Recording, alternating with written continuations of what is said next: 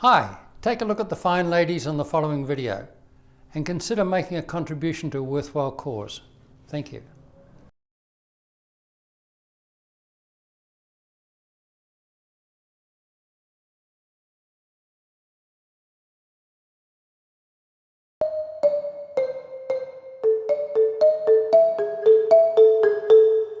My plan used to start with, how am I going to pay for raising these kids?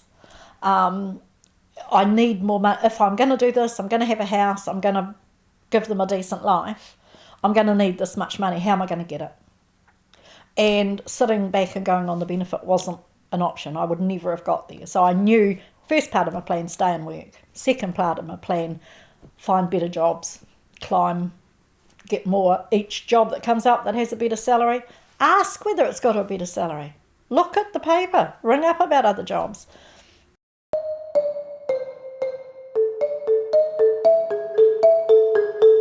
The reality is, if you're going for the job, make the effort, prepare for it, make sure you actually make a really good impression from your cover letter, make sure you do the spelling check, get somebody else to check it, make sure that it reads properly. A lot of employers are still, like me, of my generation, that's important to us. Spelling, grammar, it's important to us. So for me, I would say prepare. For the interview itself, if you get an interview, role play it. So get somebody, get a parent, get a teacher, get someone that you trust to actually ask you some questions. Get used to answering, because all of us do it. We leave the room and say, oh, I just wish I'd said this, or I just wish I'd said that. So if you practice, you're much more likely to be able to get across, who you really are in the first instance. And that's particularly important, I think, for girls who might be shy and lacking in confidence. That's not a bad thing, but you need to actually put your best foot forward. It's fine to be sort of introverted, but in an interview situation, you have to show them that you're passionate about the role. You're going to bring your A game to the workplace every single day.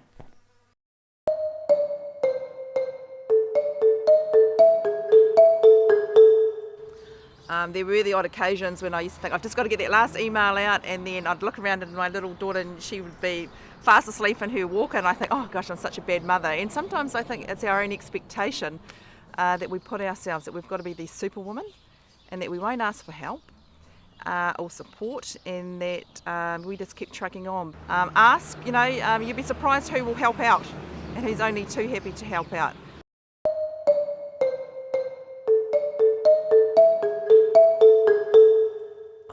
I used to work in inner city Liverpool, and I don't think I saw quite the scope of pathos that I see here. And we live in this beautiful place, right? It's amazing. And yet, I see kids who the fire's gone out in their eyes already. We drank when we were at uni as well. I drank a lot, but it didn't seem to be this hedonistic, this feeling of lack of hope, of lack of direction, of emptiness, of despair that I see in so many, particularly teenagers that I see. The things that bring them into hospital are bloody awful.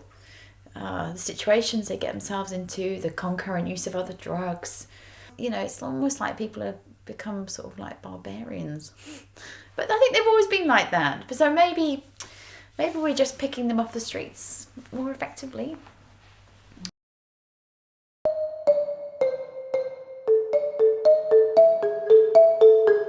And I don't believe there is a glass ceiling in the Defence Force for women. Certainly not in the Navy. Our highest ranked woman is a captain. There is a woman commanding the naval base at Devonport, HMNZS Phillimore. We've just had a woman change command from being the commanding officer of our tanker, the HMNZS Endeavour. So, women can do anything in the services, and it won't be long before we see a female leading the Navy, a Chief of Navy. I think there's opportunities for young women to go to sea at a much earlier stage than perhaps they go offshore with the other two forces. I don't know that for sure, but I suspect that may be one thing. I think the uniform's nicer.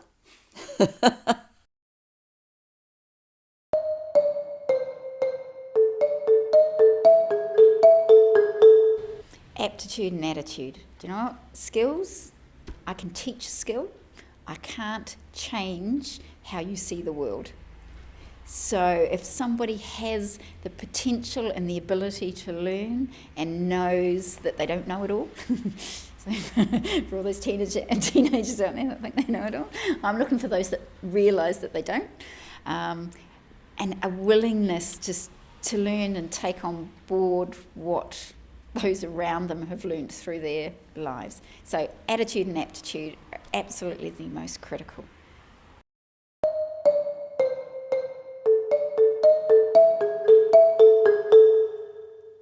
So they talk about digital natives and millennials now. I think someone of my era who grew up before even mainframes and has had to adapt to technology the way that we have in the rapid pace, even if it's over a 30-year period, from pretty much going from an abacus to a slide rule to a calculator to then being on a mainframe to a PC to all the mobile devices we have today, shows to me the capacity the brain has to learn as long as you have that proactive and positive interest to want to learn.